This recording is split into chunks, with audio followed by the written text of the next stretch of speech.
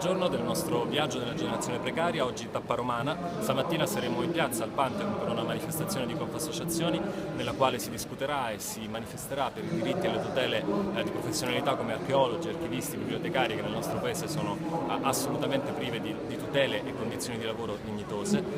Intervisteremo degli archeologi, ci racconteranno la loro esperienza, ci parleranno di come la loro professionalità viene sistematicamente svalutata in un paese come il nostro che avrebbe invece estremamente bisogno di investire nel settore dei beni culturali, nel settore della tutela del patrimonio paesaggistico e architettonico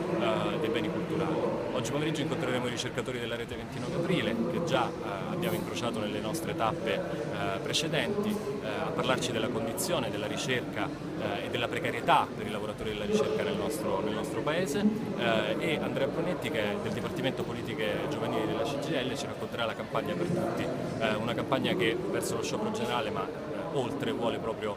rivendicare diritti, tutele a tutti i lavoratori e le lavoratrici, a prescindere che siano precari o no, negando la divisione che si prova a creare nel mondo del lavoro tra garantiti e non garantiti.